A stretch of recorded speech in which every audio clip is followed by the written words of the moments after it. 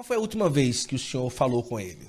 A última vez? Na semana que antecedeu o seu internamento. Ele ali, 20 e poucos de junho, por aí, Exatamente, perto do São João. Nós tínhamos enviado os seminaristas para casa por causa da Covid. Certo. Era o tempo de lockdown, de quarentena, etc. E eu telefonei para ele dizendo, não podemos formar padres em casa. Certo. Precisamos trazer esses jovens, testá-los e reintroduzi-los no seminário, na comunidade. Então, eu sempre tive esses arroubos. E primeiro falava com Dom Henrique, depois com Dom Magnus, que também tem seminaristas, ou tinha seminaristas de Salgueiro em Caruaru. Mas primeiro eu combinava com Dom Henrique, porque ele achava que eu era arrojado, corajoso, então tome. Não podemos formar padres em casa. O ambiente de formação de um padre é uma comunidade. Pode não ter aula na faculdade, mas esses rapazes vão rezar. Esses rapazes vão rezar, vão ter momentos de lazer, de palestras. E aí começamos a delinear a volta.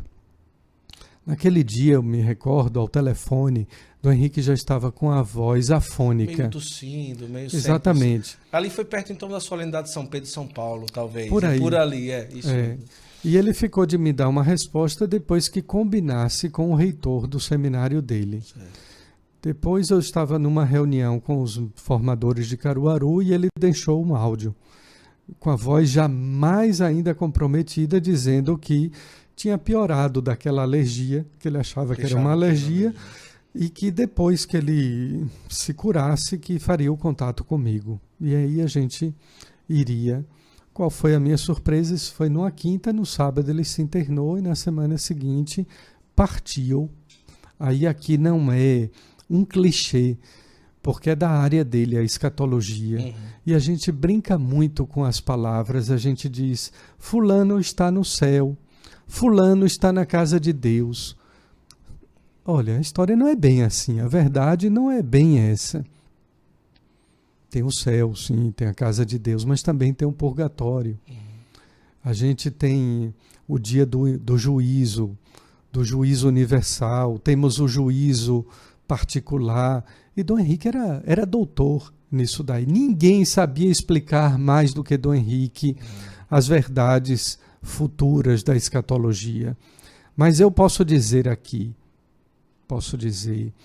então Dom Henrique naquela semana seguinte partiu sim para a casa do Pai, partiu para o céu, tendo sim a sua passagem pelo purgatório, que deve ter sido brevíssima, e eu já tentei até especular, fazendo uns cálculos atrevidos de quanto tempo ele passou no purgatório. Ora, se Santa Teresa de Ávila teve que ir ao purgatório pelo menos o tempo de fazer um ato de contrição, outro santo que agora se abre o processo de beatificação, um filho espiritual de Padre Pio de Pietrelcina, o grande capuchinho, né? Você falou do Frei Raniero Cantalamessa, eu citei o arcebispo do Santuário do Rosário da Pompeia, mas o grande santo capuchinho da pós-modernidade é São Pio de Pietrelcina. E havia um frade que cortava o cabelo de Padre Pio, que era muito próximo a ele, nesse sentido, ele já idoso. Imagine um ancião caminhar com feridas nos pés, de cima a baixo. Um ancião ter dores no peito porque o seu coração também havia sido transpassado. Sem contar as mãos, porque a gente olha qualquer fotografia, qualquer imagem de Padre Pio com as luvas. Isso. Inclusive as luvas vieram para o Brasil, trazida pelo Frei Severino, que é um frade da província de Pernambuco, e foi assim um consolo de Deus na vida do povo, aquela relíquia daquelas luvas. Pois bem, esse frade, hoje eu lia num desses sites, que teve que passar 2 horas no purgatório. Então eu acredito sim que Dom Henrique tenha passado um tempinho no purgatório, mas hoje se encontra no céu, esperando, como todos, o juízo definitivo.